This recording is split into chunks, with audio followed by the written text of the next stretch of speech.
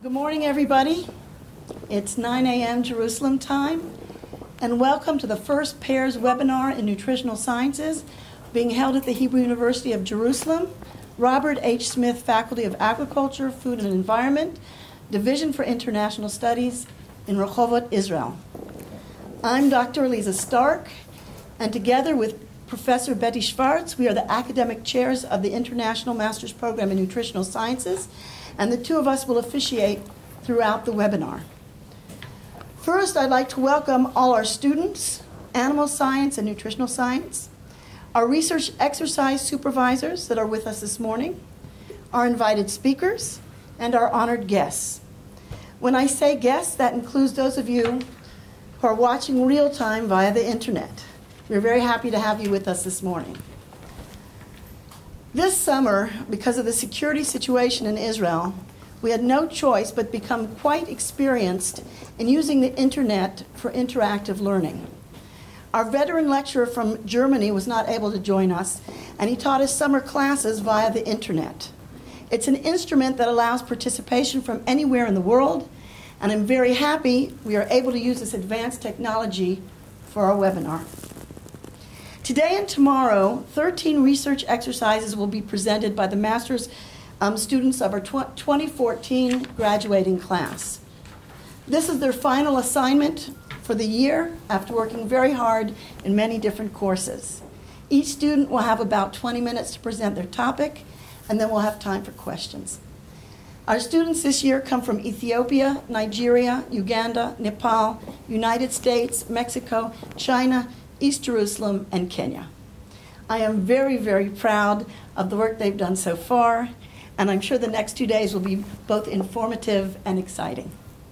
After every presentation, there'll be time for questions, and if you're watching via the internet, please feel free to post questions on our Facebook page that we will ask at the end of each seminar. Each day of our webinar, we're also going to open with an invited speaker. Today we have the honor of hosting Professor Elliot Berry, and tomorrow one of our alumni, Lovemore Nakata from Malawi, will open the program. The PEARS Foundation makes this all possible. Not only do they provide scholarships for our students, they also sponsor our alumni program, and this is part of the alumni program with this special webinar, and it allows us to invite special guest speakers from Israel and abroad. So now, without further ado, I want to introduce our keynote speaker for today. It's Professor Elliot Berry. For those of you that don't know Professor Berry, he trained in medicine at the University of Cambridge in the United Kingdom before coming to Israel. He's worked for many years at the Department of Human Nutrition and Metabolism, which is part of the School of Public Health at the Hebrew University and Hadassah Medical Center. His principal research interests are the biopsychosocial problems of weight regulation from obesity to anorexia and the benefits of the Mediterranean diet. But Professor Berry, as you'll see today, is always studying new cutting-edge topics, and you'll see that in a few minutes, some of the new things that he is working in. He has over 230 published articles and book chapters and is on the editorial board of several international scientific journals. He's a full professor in both internal medicine and nutrition, and has chaired national committees for food supplementation and obesity prevention in Israel. He's also an advisor to the Ministry of Health on nutritional issues. Professor Berry is a consultant for WHO and the World Bank, and in the past has served as director of the Braun School of Public Health and Community Nutrition and head of the Department of Human Nutrition and Metabolism. Today, Professor Berry will talk about food security and insecurity, very relevant and timely topic for all of us that live in both developing countries and in developed countries. So we're very happy to have you with us this morning. And please welcome Professor Elliot Berry. Thank you, Aliza, and welcome everybody. Let's have a look.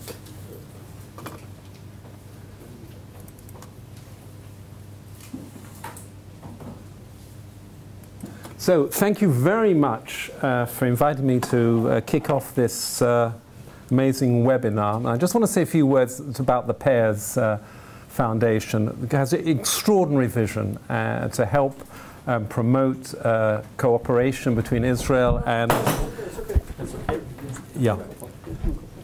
between Israel and countries all over the world. And it has the added advantage that when you meet our students, I go and see them in Nepal and in Kenya and in Ethiopia, and it's just very, very, very pleasant. So thank you very much to the PEARS Foundation. So what I'm going to tell you today is actually a new topic, because I was in Rome for a year. I see the T-shirt there.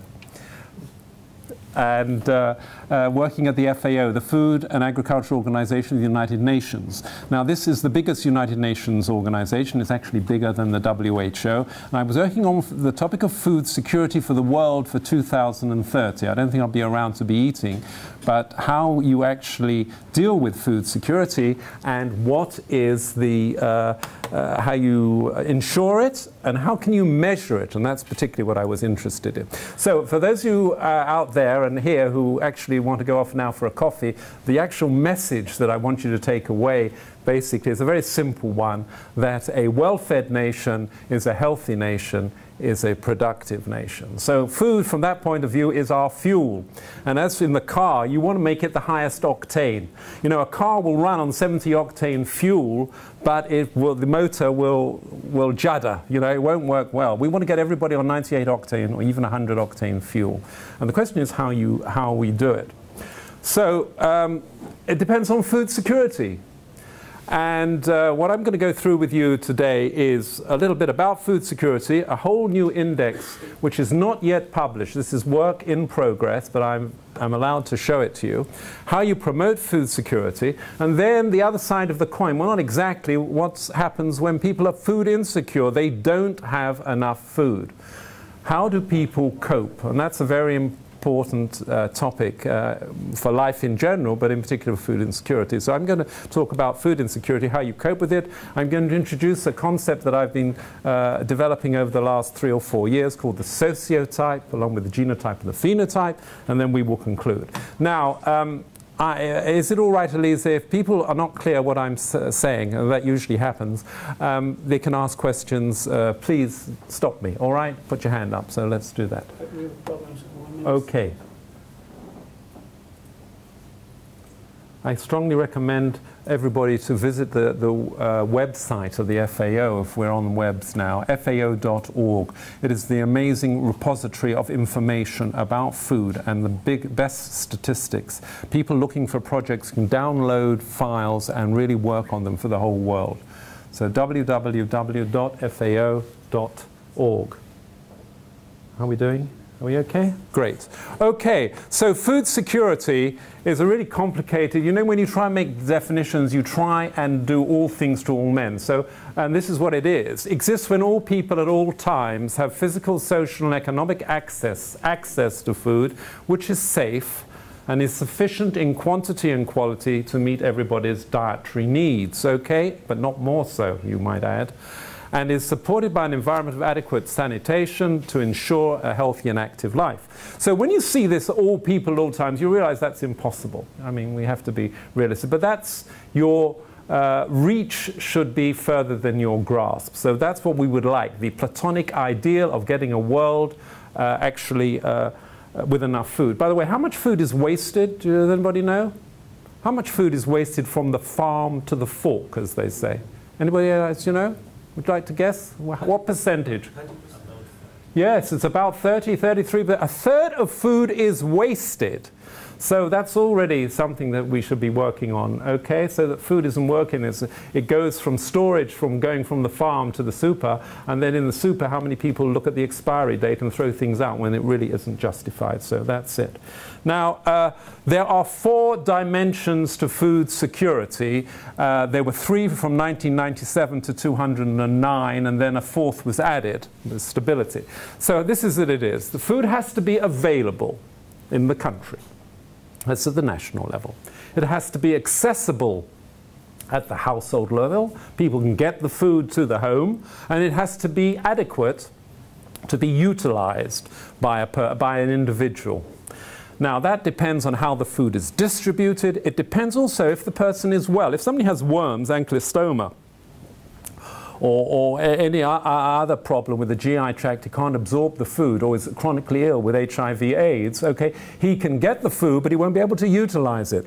And that also depends on health and sanitation. So the concept of food, as you will see, is actually all-encompassing. And in 2009, they added stability, which means that after the food prices scare in 2008, when all the food prices went skyrocketing and people couldn't afford the food, they've put that in so that there is a long-time dimension. I've actually was working on another project there. I want to put in sustainability as the 5th dimension, and there's a paper I hope are going to be impressed on that. So that's food stability. Now, and to be food secure, you need all 4 dimensions. Food insecure is not the opposite, because you only need one dimension to go, and then you've lost your food security. Okay, and it can be acute or temporary or chronic. Okay? So let's have a look at that. So food security, we think at 3 levels. We think at the national level, the household level, and the individual going down, right? And food security has to be available, food out there, accessible, you can get the food, and it has to be adequate for the person. So when you put that together, you get a very how can I put it, something easy to remember how you get it, all right? So it's available at the national level, it's accessible at the household level, and it's adequate at the individual level. And then they've added stability, which is the time effect of how, to me, food security. And let's have a look at it at a flow diagram, because they are all interrelated. So this is what really is. The food is available, then it becomes accessible, and then you eat it, and it should be utilized maximally to get the best effect from the macro and the micronutrients. And if all that's hunky-dory, if it's all that okay, then you are food secure. And you want it not just for today, but you want it in 3 months' time, in the rainy season, after the rainy season. If there's a drought, it needs to be stable over time. So the availability really depends on the agricultural production, but also on your imports. So you have countries at the extreme end like Singapore that don't produce any food at all, so it's all dependent on imports. Accessible has to be physically accessible, and that means there are transportation to go from the farm to the city, okay? And then it's economically accessible. You've got to have money to be able to buy it. Now in Tanzania, where there's a great lack of road, anybody here from Tanzania? But about 95% of the roads are unpaved, and it's very, very difficult. They have a major problem on physical. And then in a lot of countries, there's the economic access for looking at. Utilization is the quality and the quantity and the health. So this brings in the health. It's to be able to be a well-nourished person, you've got to have enough food, and you've got to be able to utilize the food. And that is your public health aspects of sanitation and health. And those are the 3 levels. This is the loss and waste. We actually, by definition, food loss is what happens when you transport it to the shops, and waste is what happens in your household. How much you throw out. When you go to a wedding or a bar mitzvah or something like, you see the amount of food that is, yes, well, okay, you understand that. So, if your food's secure, now you can become temporarily food secure if there's something wrong along this pathway from availability to utilization. And you can deal with that by coping, and if you succeed, your positive coping strategies, you get back to becoming food secure, but probably not necessarily at the level before the insecurity occurred. Okay, so there's probably levels of food secure, you know, for a week or a month or a year. And if you don't, you become chronically food insecure. And that's roughly the framework which we will be trying to address. So we come to the question is, how do you measure food security? How can you bring all these things into an index? And that is the challenge that we were trying to look at. And we came up with a thing called FANCY. You always have to have an acronym. So Food and Nutrition Security Index. Now there is and this is a composite index because it's not just measuring one thing like BMI, when you can have a linear scale going from undernutrition to overnutrition, and then you've got it all on one scale. Here we're dealing with with at least 4 dimensions. And to do that, there is a set pathway. So first of all, you want to know what is the purpose of the index and who do you want to measure. Your study population, is it the adults or the children or pregnant women? You have to think of that, obviously. And we will talk about this. Actually, the people who are most food insecure, it's the more difficult to measure. You know, it's a bit like looking under the lamppost. If you go to Mumbai, there is rubbish tips outside of Mumbai, and in Kumasi, anywhere you want to go to, where they have these big, or in capital of Kenya is Nairobi, in Nairobi too, in Koroguchi. If you go to these places, some of them are not even on the census, so people do not exist, yet they're there and they have major problems and you just don't know about them. So that's a caveat you should remember. Anyway, you get the purpose. Then you have to choose the variables, and again, what you want to measure.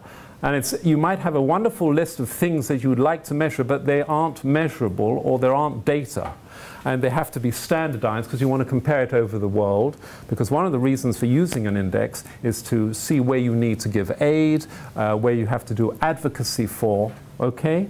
And there are quite political issues of not necessarily to rank nations, but to see where they're doing vis-a-vis other nations in their region or how they're doing over time, right? And then you have to, it's got to be available, and then you obviously would like to do it frequently to be able to compare. It's not good doing a very costly survey that costs a lot of money, especially in developing countries, and then you won't be able to repeat it to see if any interventions or public health interventions, nutritional interventions, if they've been working. Okay, and of course you have to think of the costs. Then you have to score it, and then within each dimension or each component of your index, you have to work out the weightings. And this is a whole topic in itself with a whole Torah Shlema. There's a whole set, Mishnah Sedura. You've got a whole way of doing this. You usually do it by factor analysis, principal component analysis for the intra-dimensional weightings. And then you make a score, and then you have to find the between the dimensions. Now, there are 4 dimensions of food security. We will see. What should you do? Is it all 25%? How do you actually do that? And then you get your score. And now I'll just go through it with you to show what it is. And this is a little complicated. We will go through it. And this was, there are publications from the FAO, which I strongly suggested you can download from the internet, called SOFI and SOFAR, the state of food insecurity in the world, which has been going on since about 1999, and SOFAR, the state of agriculture. SOFAR, state of food and agriculture, yes. And these are 2 yearly publications which they work on very statistically to see how countries are doing. And 2 years ago, they came out with what they called a suite of indicators looking at the 4 dimensions: availability, access, utilization, and stability and vulnerability. Now, what are the ones that they've chosen? Not necessarily the best ones, but the ones that are available. So for availability, they look at the dietary energy supply, which is actually based on food balance sheets. Food balance sheets take the sum of the food available in the country and divide it by the population. Now that means that for a given individual who doesn't exist, what is available. It doesn't say necessarily what is eaten, but that's what's out there. Okay, and it's usually much more than is eaten in a lot of countries. Then the average value of the food production, the share of dietary energy derived from cereals, roots, and tubers, average protein supply, and average supply of protein of animal origin. Why do you think we need to know about animal origin? What's behind that sort of statistic? Well, it's to do with climate change and greenhouse gases. The idea being, remember the motto that's coming out is more forks than knives. means you should use your fork more than your knife, i.e. more vegetables than animal. And some people use the ratio between animal and vegetable. So those are the five data sets that were used to look at availability and for which data is there. There's no good choosing data that is not being collected by the majority of countries. For access, so the physical access, looking at paved roads, road density, and rail line density, transporting from the rural areas to the towns. Then the prices for the economic aspects, can you afford, and how do you compare it? Okay, international dollars, GDP per capita, and then the prevalence of undernourishment, which is used actually as a, up till now, up till this fancy index, as the main way of looking at undernutrition or food insecurity in the world. And actually that's based on the DES, the energy supply per capita. So that's access. Utilization, as I mentioned, has two aspects. The public health aspects, water and sanitation and hygiene, and then anthropometry. Now I wanted, when I was working on this, I said, why don't we get BMI? That's a beautiful one. You go from, as you know, it's a linear scale going from under 20 to over 30, you know, and you've got it all. There is not the data, and I tried in WHO in all devious ways and in personal contact. They will not release, or they say they haven't got data from under 20, which is what we need actually, although it is available nationally. So that's the challenge. Now, the whole point of these things, they can be changed. But basically, they're now looking at children under 5 years. You might say, well, that's not the only people, the only players in town. We would like to look at pregnant women, anemia in pregnant women, for instance. Might look at some of the elderly. It all depends. But at the moment, what there is are those that. Now, for stability, we looked at import to do with the price fluctuations. How much arable land is irrigation, food imports, okay, over turtle, political stability, absence of violence and terrorism. Quite difficult to get, but very, very important. Anybody looking at Sudan or Eritrea and things like that, it's obviously there. Now in Nigeria, Mali, domestic food price volatility, per capita supply variability. So those were the indices that might not be the best ones, the ones that were chosen that were available and could be used. Now this is a little bit complicated, you don't have to take it all in, but this is what happens is you actually weigh, you say that, for instance, in the availability, you're going to give 50% for these two and 50% for those. You do factor analysis and see their weightings, and then you work out the composition of the actual dimension. It'll be 25% of that, which will be 25% of food production. Okay, and that's what you get in the availability for the intra-dimension weightings. And the same for accessibility, a third for roads, a third here for prices, and a third for the POU. And then that third is made up 100% of that, and this is 50% of the prices here. And then by looking at the PCA, to bring it all to 100%, you see what the relative percentages. Actually, you can sit down on this slide, and I hope I will make these available, and you'll be able to actually calculate and see that it all does add up to 100% for each of those dimensions. The utilization, 50% was delineated for health, water and sanitation, and 50% for the chronic undernutrition, acute and chronic undernutrition for kids, and similarly. So that would give you the intra-dimension, what you're getting. And then we had the problem of how to do the weightings between the dimensions. And we took, for want of a better scale or advice, we gave 25% for each of those. And then we did a web survey of about open on the FAO website to the Committee for Food Security, what they thought would be the weightings between these. And I'm going to show you what people said. But at the moment they are 25%. If they're 25%, then in the final score you see that prevalence of undernutrition accounts for 8%, water 6%, and these are the final percentages which all add up to give you the 25% for availability, access, and utilization.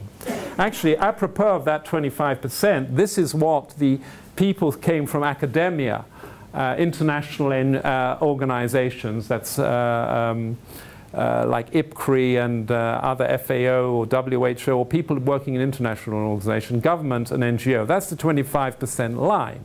So you see, for most people claimed that accessibility, they thought, was more important, and stability was lower. Had we done this in 2008, I'm sure you would have got a different answer, and stability would be right up there after the price hikes. But it's near, we regarded it as near enough to keep it at 25%, the interdimensional weightings. Actually, we recalculated the index using the sums or the averages of the other people, the expert opinion, and it didn't really change countries' status. Yes? So this is just a survey of expert yes, opinion. Expert opinion, 187 expert opinions.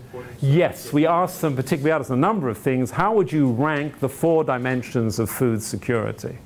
And you see that availability is really about 25%. This was lower. And also utilization, except for governments. It's interesting to see also the analysis of how different people. Here's academia, Rehovot, okay, Hebrew University, Macquarie University, anywhere you like to go, and that's what. Again, stability, actually, by everybody, was not, because people find it a difficult concept to actually understand. So that's what we got. And then the next thing is you take the geometric means and you get a number, a single index. And that's what it looks like all over the world. The usual picture of sub-Saharan Africa, developed nations in dark green, very high food security in 5. We divided it up on a scale, and that's how the world food security. And there are some countries where we don't have information. Now, it's not simple to represent, when you think about it, a country by one number. I mean, what does that really mean? And it's used for really comparisons within how that country is doing. But the beauty of this, I think, of the fancy is that you can disaggregate it. And you can look like this at the 4 dimensions. And here are countries from very low food security to high. We didn't put very high on it, because it would make it a little bit complicated. These spider diagrams, so you can actually see where the problem is. Now, if you look at utilization, there's Brazil that's doing quite well, and all the other countries are very bad. And that's might not necessarily, that's a combination, not enough food and not enough sanitation. Availability, again, is a wide spread. Access, apart from Ethiopia, they're all closely together. And stability, again, apart from Ethiopia. So you can see, you can break down, this is very useful for policymakers and for government people to see where is the problem. I have low food security, why? And then they can go into the disaggregated index and have a look. Here's another one. Now, this is for very highly developed countries, and it looks, they're all the same. But there's something I've put here. What does this say about malnutrition? What's missing in this diagram? Here's France, Japan, New Zealand, USA. And here they're looking at their food and saying, we're fine, we don't need to do anything. That's actually one of the problems they face. They doesn't do anything for developed countries. But what does this hide? What is malnutrition? What have they taught you here? It's undernutrition or overnutrition. Thank you. That's exactly what I wanted to hear. So this is missing overnutrition. What is the obesity rates in New Zealand and USA, grosso modo? Above 30%. What is the obesity rates in France and Japan? Under 10%. Okay, so this totally only covers, you might say, the undernutrition. And one of the other things I was trying, like a voice in the desert, to say, you've got to bring in malnutrition, you've got to bring in obesity as well into, because it's a form of malnutrition. Anyway, that'll be maybe on my next sabbatical. So, how do you promote food security? The ways, first of all, of overcoming malnutrition, and this again will also impact on food security. Well, the first is to reduce rural poverty. That's what everybody agrees on is very important. Increase agricultural production. It's not just producing more. In the old days, they thought you just produce more food and that would solve the problem. But it helps because it provides jobs, and jobs provide money, and then they can buy the food for economic access. Maldistribution, okay, you have to raise food production, but also decrease waste. Do you know there is enough food already in the world for everybody? Everybody knows that. It's just not distributed equitably or equally. And you have farmers in America, you have agriculturalists in Europe destroying crops to keep up the prices, which is fairly immoral. Nutritional education, empowerment of women, and that's terribly important. You can also do food fortification and food supplementation. Aaron will tell you more about that. Fellow who really set this going, it was late Norman Borlaug with the Green Revolution, really how you improve your crop yields a couple of times over the year. He did that. I don't want to get on the internet. Oh, sorry. Control of communicable and non-communicable diseases for the utilization side of it. Transportation. And the one thing, the elephant in the room in all the United Nations, I remember coming to a meeting where we were discussing teenage pregnancies in Africa and iron deficiency anemia. What are you going to do to help the teenage pregnancies? So I said to them, I said, well, I think we should try and stop the teenage pregnancies. But no, you cannot talk about birth control in the United Nations. It's very interesting. I learned that. But empowerment of women is the way to get round it, and women's education. Okay? And the ethical dimension. So that's something that we should always do it. So looking at it, if I wanted to summarize a very interesting publication, you want to look at this by Claire. It's actually been updated to 2009, I think. But if you look at the 4 dimensions, availability, accessibility, utilization, and stability, and the 3 levels, macro, meso, micro, that's really going from the national to the individual farmer, you can see what sort of policies that you can adopt to improve food security. So at the macro, you've got trade policies, birth control, okay, accessibility, policy and food stamps, there's a whole thing, but utilization, safe motherhood programs. Anybody know what a pregnancy bank? Anybody here from the Philippines? What's a pregnancy bank? It's brilliant. Woman becomes pregnant, she goes to the antenatal clinic, they open a bank, a little money box. And all through the pregnancy, she puts money in and her family put money in. Now, at the time of delivery, if everything is okay, then the baby gets the layette and gets all the things that a baby needs, nucleus. If the baby isn't okay, they've got money for medical help. Pregnancy banks are very, very, very useful, and this goes in with the microfinance and loans. On the micro, fertilizers, obviously breastfeeding, latrine construction, measuring, and food storage, etc., and immunization, school feeding. So you can find, there's lots to be done. And the whole point is that you have to think very holistically. It's not just producing food. It's a lot of things. It's health, sanitation, finance, all going around it. And now, what do you do when it doesn't happen? So I just want to introduce you very quickly now to what is the sociotype. Now, the sociotype answers this question: how do you cope? Everybody's coping, and we're all coping from cradle to the end of life, throughout life, with life stresses. And I've been trying to adapt this to food insecurity. Well, it depends on your sociotype. So what is your sociotype? Well, everybody knows about the genotype in your DNA, and your phenotype is how you look. All of you is your specific phenotype. Now, the sociotype really is your reaction or interaction, which is lifelong, with your culture and your environment, the individual in society. Now, it depends on a lot of things, and it interacts with the phenotype and the genotype. Now, one of the big things is mate selection. How do you pass on 50% of your genes? What does he see in her? What does she see in him? A major existential question. But it's very important evolutionary-wise, so that's 50% of your genes. And that depends on your sociotype. And we do know also nutrition now with epigenesis and metabolic programming, which I hope you've heard about. You can influence. The irony, everybody, you remember, did you know anything about Lamarck, who was a defamed Soviet geneticist, because he believed in the inheritance of acquired characteristics?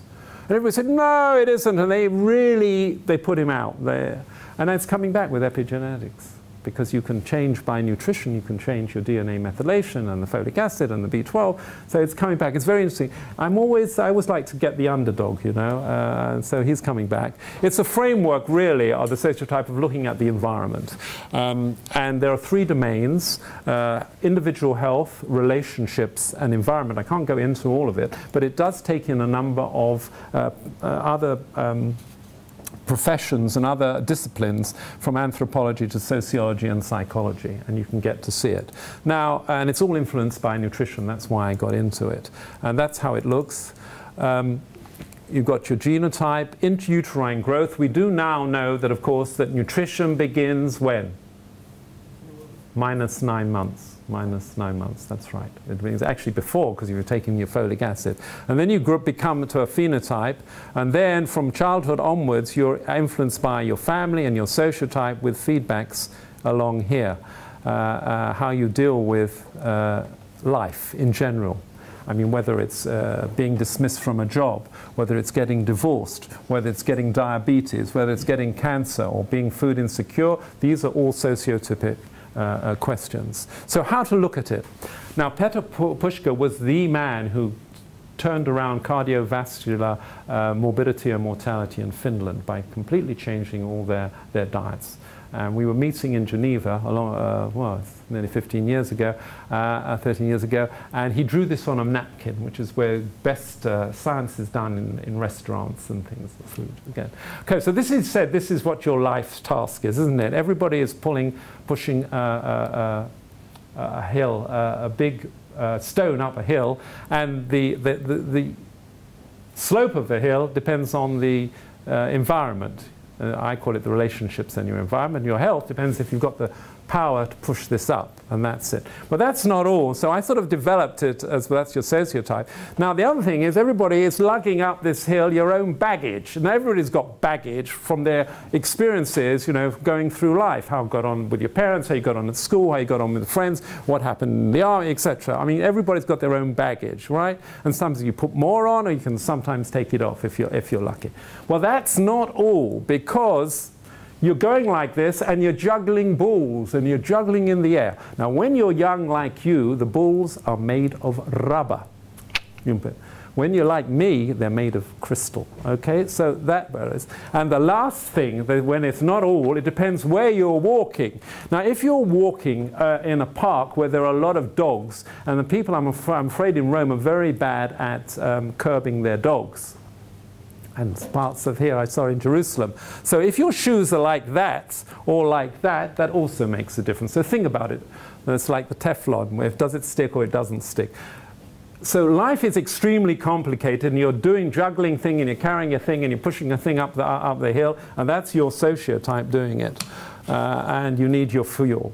So what are the sort of questions for food insecurity that relate to these 3 domains of health, relationships, and environment? So how do you keep up when you don't have enough food, the quality, food quality, so that you don't get malnutrition? How do you deal with hunger?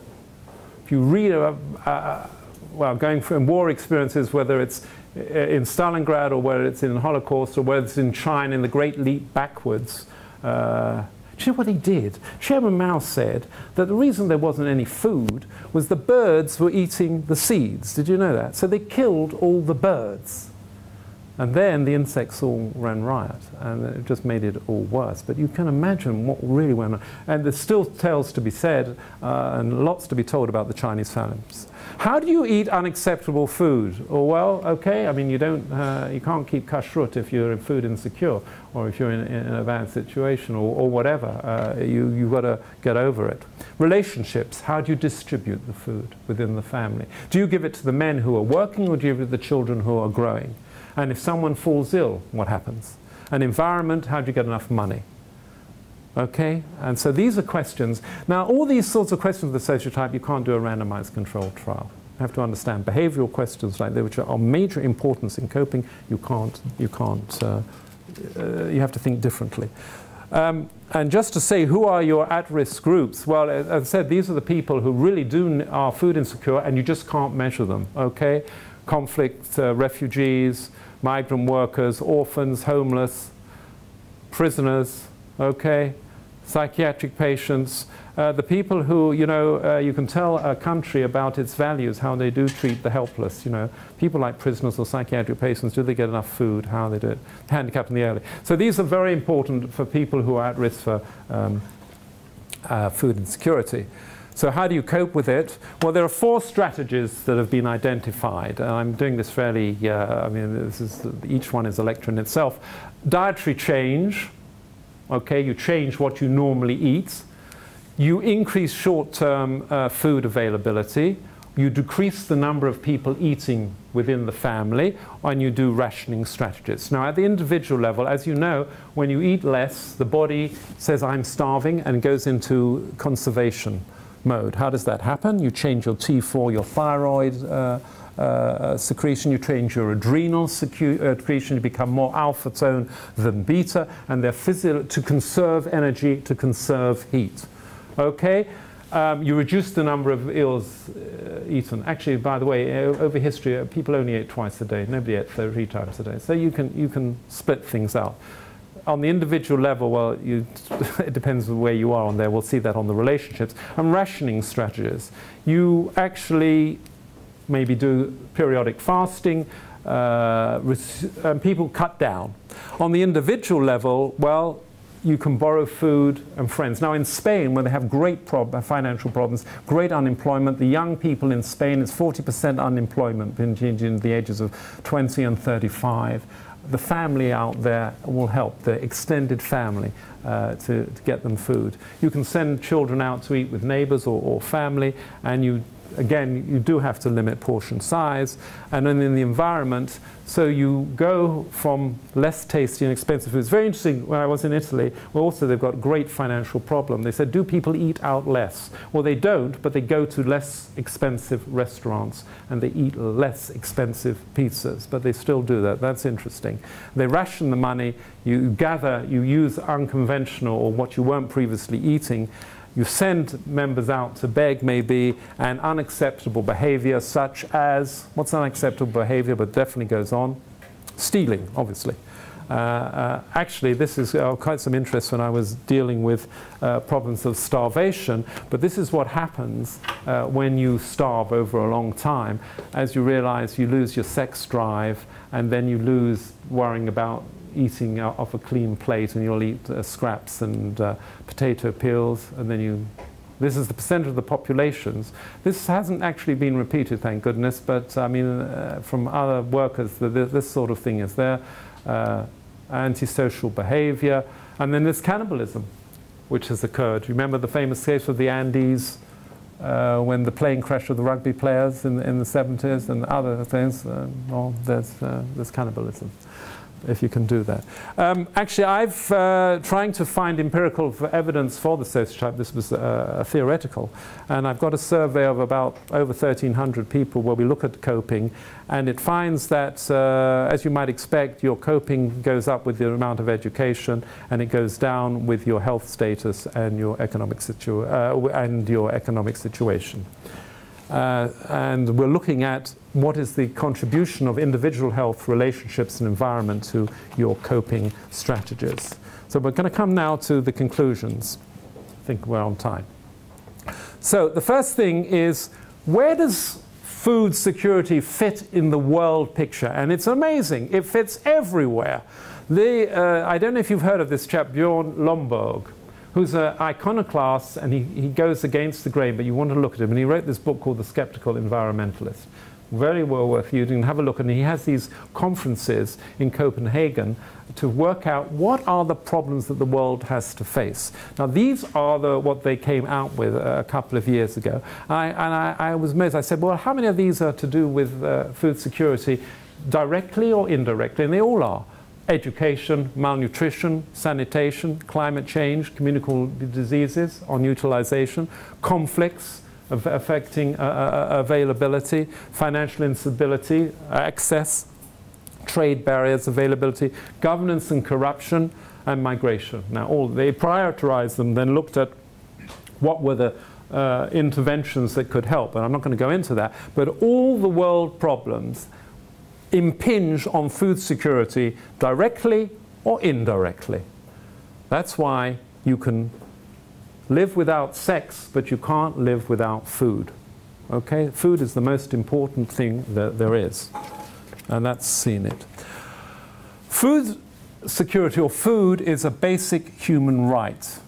We realize this. Everybody has the right to food, and it should be put in, you know, the right to freedom, to right to expression, the right to pursuit of happiness.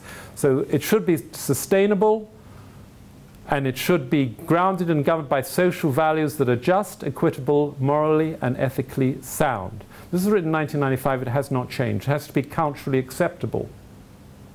And that's why in the Mediterranean diet, not everybody can drink alcohol.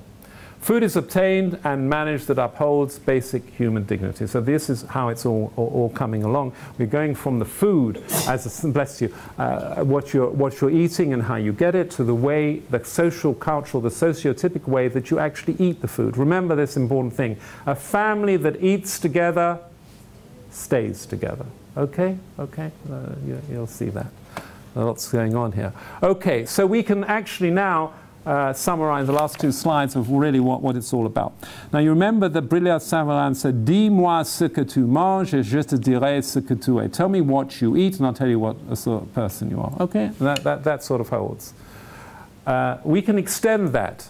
Tell me how a family eats at the family level, household level, and I will tell you how it functions. Okay? It's very interesting what goes around on a table. Who cooks the food, who sets the table, what do they talk about, who clears the way, etc. So you learn a lot from the family dynamics. I used to go and try and sit with families of anorexics to see how they eat. Of course, I was a bit of a foreign body there, but it was quite fascinating to see what actually goes on. And then at the national level, okay, that element, remember, of food security, tell me how a nation eats, and I'll tell you what its values. Do children go to bed hungry? And the answer is yes. Yes, they do go to bed. And if children go to bed hungry, that's food insecure. So, the wrap up. Things, takeaway messages. So, depending on how somebody's sociotype of the family, of the individual, that's how he's going to cope. So with food security, which is a public health issue par excellence, that the food has to be available, accessible, adequate, utilized, has to be stable, and it has to be enjoyable. Everybody forgets to put in this enjoyable. You know, you're there to, if you have got the food, you're meant to enjoy, and that's the cultural aspect of why I'm against fast food. Well, it's not very tasty, but I mean, okay, if people like it, but it cuts out that whole enjoyableness. And the one that has the most evidence is for the Mediterranean lifestyle, and we're talking about activity as well as input. Now, on the nutritional thing, a paraphrase from my late father, moderation in all things, including moderation. And we like to think from the Ministry of Health, there are three things you have to think of, mega. Minun, givun, izun. Okay? Minun is the amounts you eat, givun, the variety, and izun is the balance. So those things are for the moderation, but don't overdo it. No, all grapefruits and cabbage. Now, and the sociotype, this is an interesting thing. Where does this quote is a paraphrase? It's more important what comes out of your mouth than what goes in your mouth. Would you agree? Actually, I thought this was the Kotzker Rebbe. And I once gave a talk, and they said, I said, this is an old traditional Jewish statement, and about that to show the value, your value system, and how important interpersonal relations are. Actually, it's from the New Testament, from St. Matthew, and you can look it up, but that's okay. The thought of the people all said it. In the Bhagavad Gita, anybody here from India? Anybody read the Gita? Well, there are the three types of food, aren't they? There's Rajas, Tamas, and Sattva, the different types of food that you can eat according to their balance of heat and light, and that's all. But it comes out that you're looking for balance. And the last thing is from the coping. How you're going to deal with food security and food insecurity will depend on your sociotype, which is your interaction with the genotype, phenotype, but basically how you manage your health, your relationships, and your environment. Thank you very much.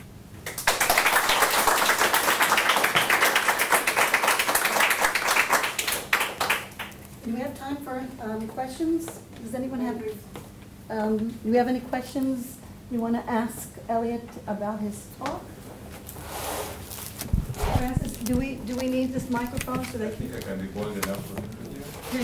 Are you picking up Francis's voice, or should we use the microphone? The microphone. Francis, sorry. Wait 1 second. It's just a simple one. You were talking of coping strategies for food insecurity, and somehow you mentioned about decreasing the number of people in order to cope up with the food insecurity. Now, in a family of about 12 people, what will you do? For instance? Not much, but you can. Some of the children can go out and eat with perhaps the neighbors or somebody else with the family. Yeah, it's very... but the main one has the people cut down on their food, yeah. But that's right. What I meant is farming out. Maybe you're going to introduce some strategies like get rid of them, killing... Oh, God forbid. Oh, no, no, please. No, no, no. That's, come on. Yeah. That's a sick joke, yes. Okay. Oh, and I had a question. When you were working with FAO, and I looked at the parameters that you presented, it really is looking only on I mean, you have a little bit about family, but the scales that we're familiar with for food insecurity really more individual scales, and look at people or family units. And here you're really bringing something that's much more national, large scale. And is there an advantage to doing it the way that we've been doing it up till now? Oh, yeah, you definitely need... Oh, you have yeah, I got it. mic. You Okay. definitely need... This was a food security index more than a food insecurity. There are food insecurity indexes. Jennifer Coates does a lot from Boston on that. But they were based on the statistics. I do strongly advise to go in and look at the FAO statistics, where it's spelt out more, and you'll see what the coverage is. Because one of the considerations of choosing those dimensions and those scales was that there was coverage, so that you could cover over 170 countries. Right. Otherwise, it would cut them down. Now, The Economist has their own food security index, but it does not deal with stability at all. So, yeah, this Well, is it's the one definitely not an easy question, no. and there's been lots of discussion, Yeah. and we'll wait and see what the new, Yes. new scales. I'll show you. It's meant to go up on the website fairly soon, within this month, I hope. So we all have the scoop of what's going to Yes, be at yes, the we FAO, really so that's have, always yeah. nice to be one step ahead. Elliot, we want to thank you very, very much for your time. I'm and sorry your I can't interesting stay talk. to your... It's really... and we Good wanna- luck to your kids. We need, you need help with the microphone here. Okay, we're getting ready for our next speaker. Thank you very much.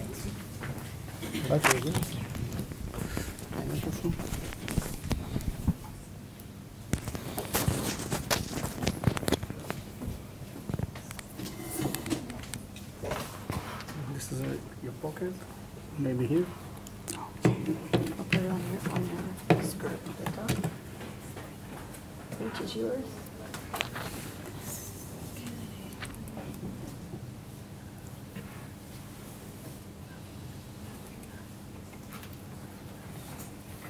Don't I just introduce you?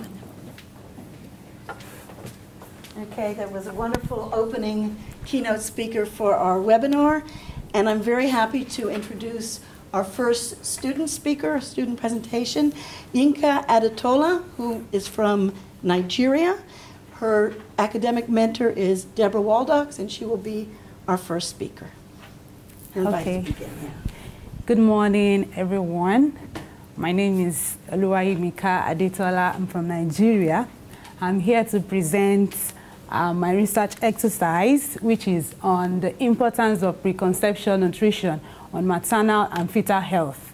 And this research exercise was supervised by my amiable mentor, Deborah Waldoks. And my special appreciation goes to the PEARS Foundation for giving me the opportunity to be a part of this amazing program.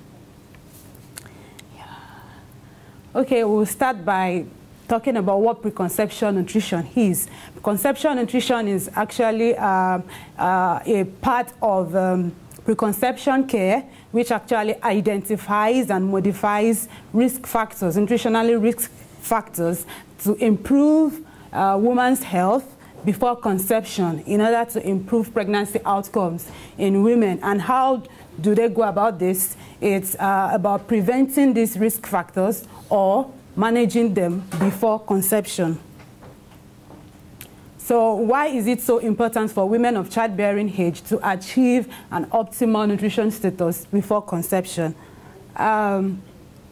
It is shown that fetal growth and embryonic development at early pregnancy is largely dependent on the maternal nutrition, the maternal nutrient status. And it is also shown that the placental function also depends largely on the maternal nutrition status at conception.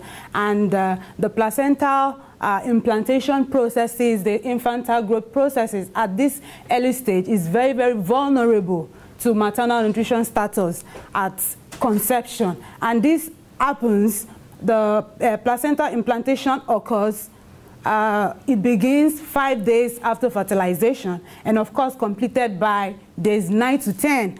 And also most of the organogenesis, that is formation of organs, also occurs between 3 to 7 weeks after the last menstrual period, which is actually 4th to 5th week of pregnancy. And also most of the structural anomalies also occurs between 2 to 7 weeks after fertilization.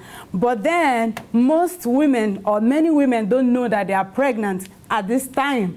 And pregnancies are discovered at later times when the critical pregnancy processes have commenced and then completed, which makes the first antenatal visit to be too late to address perinatal risk factors.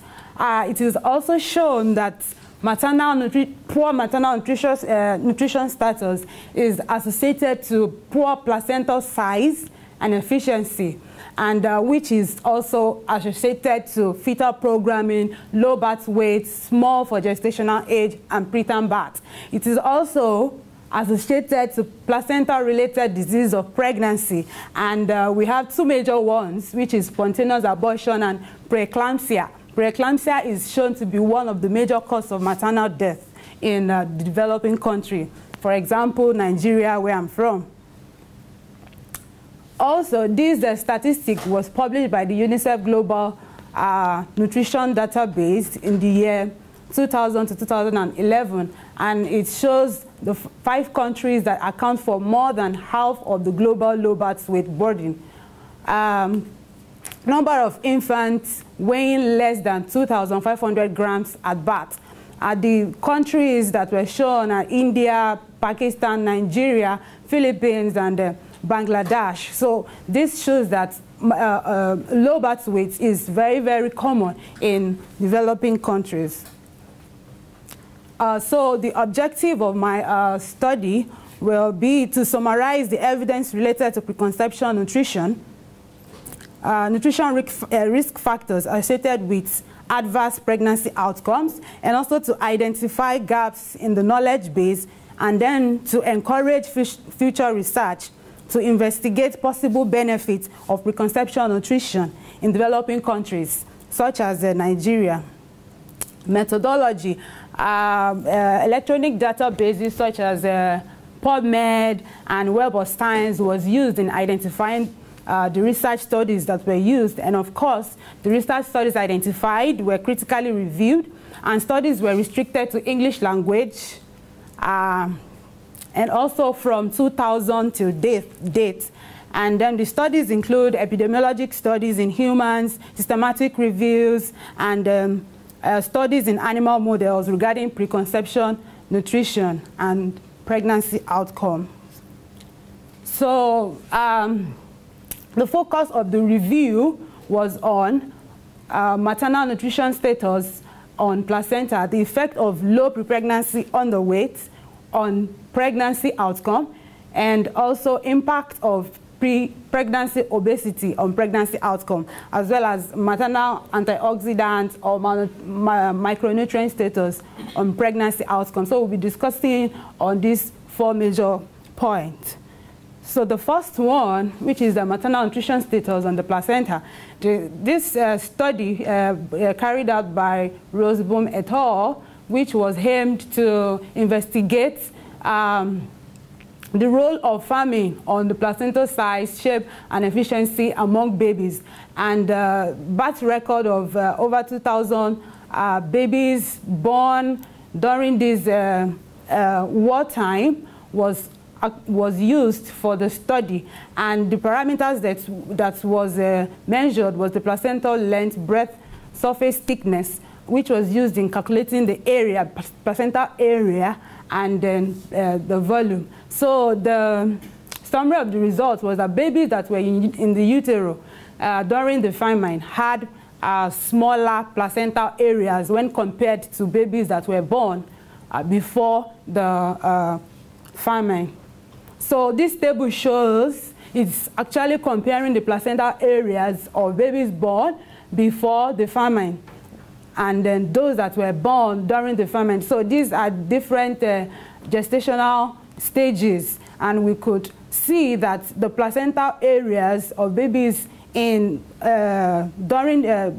that were in utero during the famine were actually reduced compared to those that were born before the famine, even those that were born, those babies before conception. So, and this study also concluded that babies who were in early gestation during the famine or who were conceived after it had ended had higher birth weights, even much more than predicted from their placental area. So, and this actually reflects the placental efficiency, because placental surface area it reflects how much the placenta could conduce nutrients to the fetus.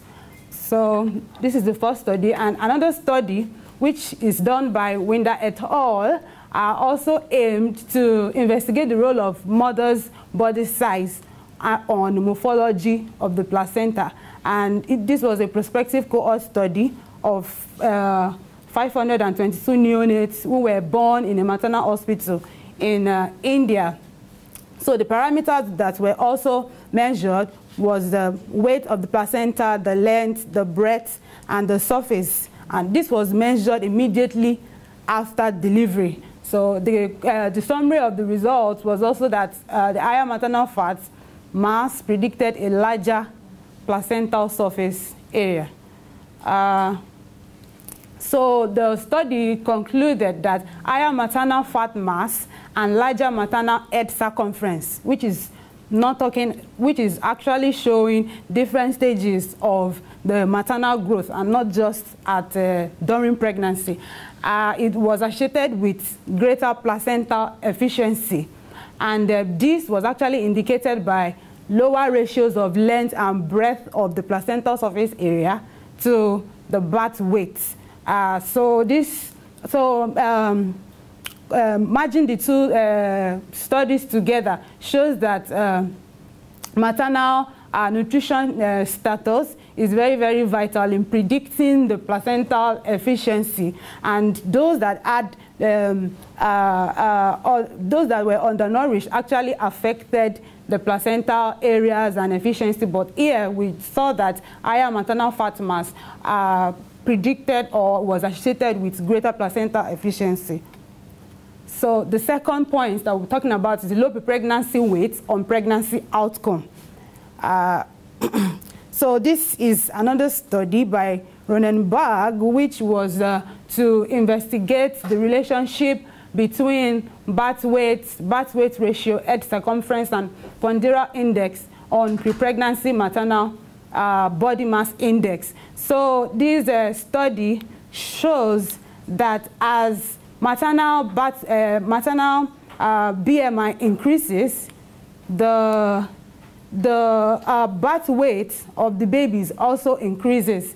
All this actually shows the fetal growth indices. You know, all the fetal growth indices increases as maternal BMI also increases. So, and the study also showed that infants that were born to undernourished women had mean reduction of birth weight, which was very significant, and also intrauterine growth retardation was also seen in women that were severely undernourished, but although it wasn't significant, it was not statistically significant, but it showed the fact that it is like a dose-dependent relationship. So it shows an association. So, okay, so another study to back up the first study is actually also investigating the impact of low pre-pregnancy BMI and the risk of preterm births in the US. And the population size was kind of much. Over 400,000 births were actually studied between the year of 1989 to 1997. And this showed that as low birth weight, low pre-pregnancy BMI was associated with incidence of preterm births in this study. And it also showed that as the body weight reduces, as the maternal body weight reduces, it shows an increasing rate of preterm birth and very preterm birth. So comparing these two studies together shows that low pre-pregnancy BMI actually is associated with adverse fetal outcome in the population, and all the low birth weight, preterm birth has been associated with even chronic diseases in later life. Yeah. So the third point is on pregnancy or obesity on pregnancy outcome. So this study is, compares obese women with healthy women in Nigeria, and we could see that the obstetric outcome from this study showed that women that were obese in early pregnancy had complications when compared with women that had healthy body weights, and which are preeclampsia, gestational diabetes, fetal macrosomia, birth asphyxia. So these are like I said previously, that preeclampsia, which is hypertension in pregnancy, is one of the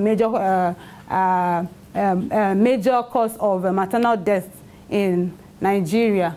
So another study also supported the previous one, which was carried out by Elliot et al., and the aim was to investigate pre-pregnancy overweight on the incidence of obstetric complications.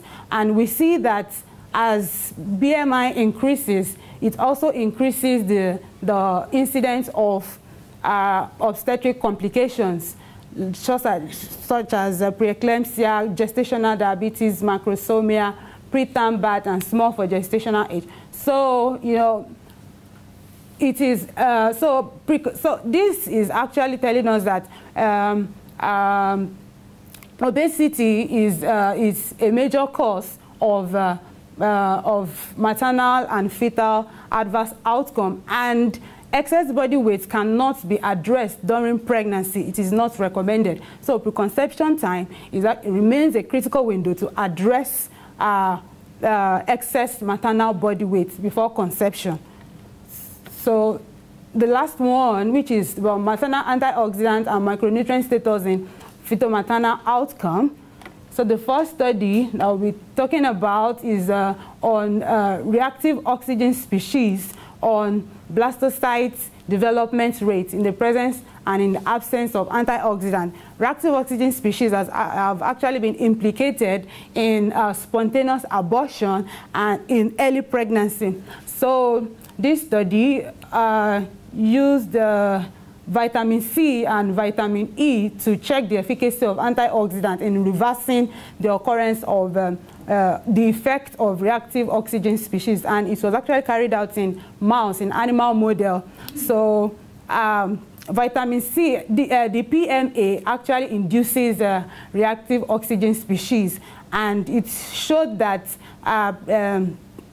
when the PMA was cultured with the embryo development, it reduces embryo development. And when vitamin C was added to the culture, it counteracts the effect of the PMA. And vitamin E, the results showed that vitamin E was not so effective in counteracting this effect. So, and it was done in, the incubation was done within 3 hours and 6 hours, and during the 6 hours, it also showed that vitamin C was effective. But then, however, studies in human subjects have shown that the effect was not significant. So, and it shows we need more researches to confirm the effect of antioxidant on reactive oxygen species in the occurrence of spontaneous abortion. Then also preconception, folate, and vitamin B6 status. And clinical spontaneous abortion in Chinese women was done by Ronenberg et al. So this study basically shows the serum, folate, and vitamin B6 was measured, and although the results did not show a significant result, but then as folate increases in the serum, it showed a reducing trend of spontaneous abortion in the subject when it was unadjusted and adjusted. Also vitamin B6, as vitamin B6 increases in the serum, it also reduces the occurrence of spontaneous abortion, a reducing trend. But when folate and vitamin B6 was low in the serum together, it resulted in significant cause of spontaneous abortion in these women. It was a case control study. So this is another study by Passard et al., which investigated the incidence of open neural tube defects in Nova Scotia, and it was carried out between 1991 to 2000. So before folic acid was supplemented, we discovered that there was high rate of open neural tube defects in the population. But when supplementation of folic acid was done, it reduces the rates of the incidence of open neural tube defect. But when folic acid fortification was actually done between 1998 to 2000, it showed a significant reduction of open neural tube defect. And the explanation that was given to this was that women of childbearing age, it is difficult to change their eating behavior or use of supplements. So, you know, because most of them don't take the supplements, but when the food is fortified, of course, everybody, you know, eats food without any restraint to the intake of the folic acid. So the study is actually reflecting that it is vital that women of childbearing age should have a good micronutrient and antioxidant status before pregnancy or when you are planning to get pregnant. So in conclusion, since the fetus has the only source of nutrients to the fetus in the utero is from the mother, and so women of childbearing age should achieve and maintain good nutrition status in order to reduce health risk to mother and child, just as we have been explaining. And then the future research, we discovered that during the process of the research, it was difficult for us to get researches on preconception nutrition in Nigeria, which reflect the fact that little or no attention is given to preconception nutrition in Nigeria. And of course, so the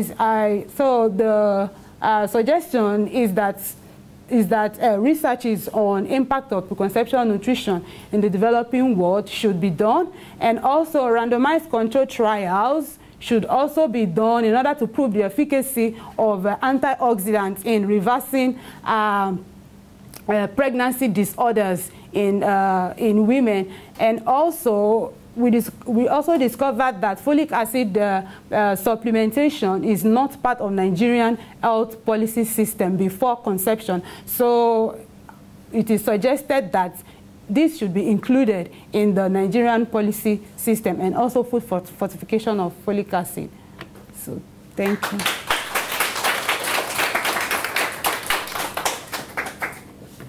Your question. Okay, we have time for one or two questions. I want to ask you a wonderful talk, first of all.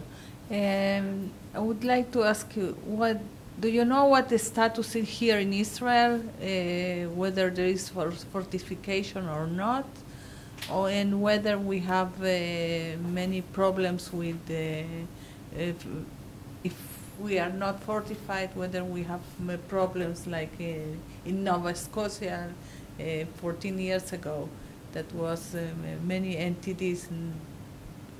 Do you not have in Israel? Yes.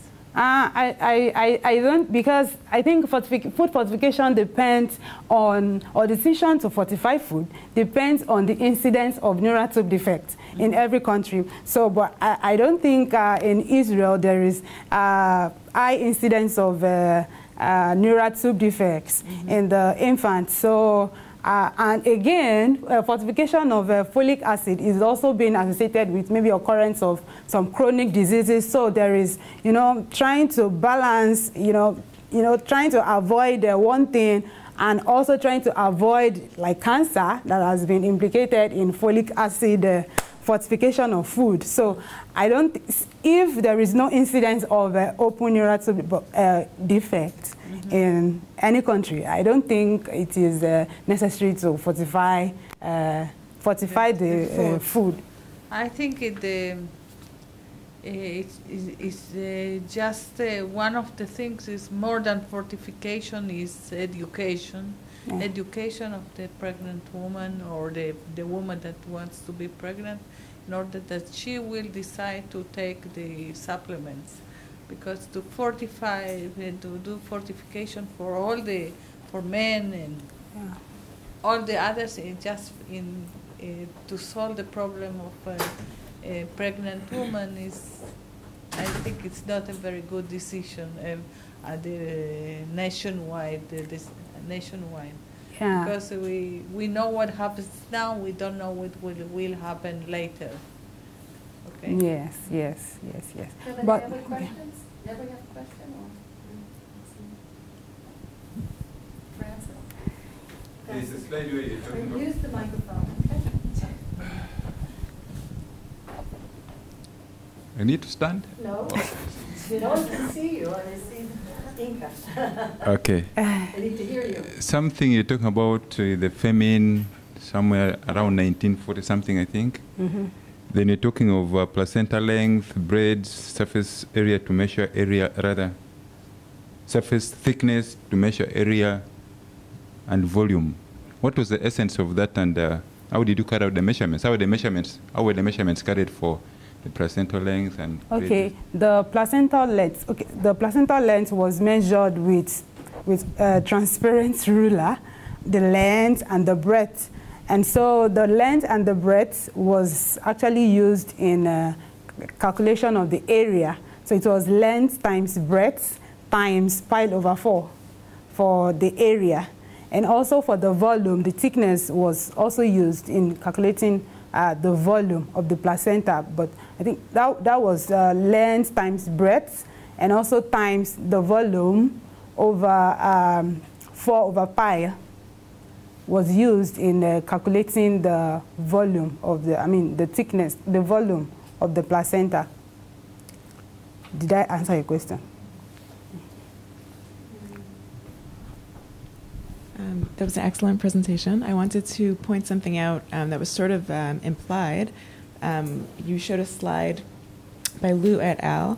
That underweight and overweight mothers produced small for gestational age babies. So I think that harkens back to the first talk by Professor Berry, that overweight and underweight is actually a problem, and it's not just about underweight mothers producing small for gestational babies, but even overweight mothers who lack enough nutrients, like folic acid and antioxidants, also produce small for gestational age babies. Yes. Okay, thank you everybody. We're going to go for a break.